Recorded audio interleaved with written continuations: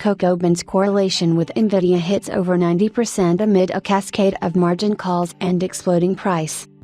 This is not investment advice. The author has no position in any of the stocks mentioned. .com has a disclosure and ethics policy. It is not often that one has the opportunity to mention the humble cocoa bean and the powerhouse NVIDIA together, that too, in a single sentence. Yet, this unlikely scenario has now become a reality, courtesy of the almost manic propensity of the two disparate assets to scale heretofore unfathomable zeniths. Earlier today, the price of the cocoa bean, an essential ingredient in coffee and chocolate, hit an all-time high of $10,000 per metric ton, giving rise to a veritable frenzy in the Finchwood sphere. As we noted in a dedicated post back in February, several factors have coalesced to create a near-perfect storm for cocoa's supply. The last major cocoa tree planting spree occurred in the early 2000s in West Africa, which accounts for around 75% of the current global supply. Those trees, however, are now around 25 years old and well past their prime. Bad weather, accentuated by the ongoing El Niño phase of the Pacific Ocean, has decimated cocoa trees in Ghana and Ivory Coast. The weather has been responsible for a poor cocoa crop for the past 3 years. However, this year's disruption has been particularly acute.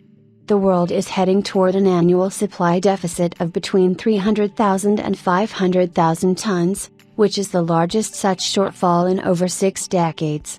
The effects of cocoa's physical shortfall are now permeating the financial sector, which is only amplifying these headwinds. Cocoa consumers and traders often try to protect their physical stock from price fluctuations by shorting, selling, cocoa futures contracts. This way, one position offsets the losses in the other. In a rising price environment, such traders and raw consumers suffer losses on their short futures position and have to continually post additional margin to prevent being stopped out. Eventually, the scale of margin calls becomes too large to manage, and some traders might opt to close their short position by buying back cocoa futures contracts, reinforcing the underlying explosive price action. Of course, in a supply deficit situation, it is a given that some traders are overhedged as they fail to take the physical delivery of the committed cocoa bean batches, prompting such traders to then close some of their hedges by buying back cocoa futures contracts.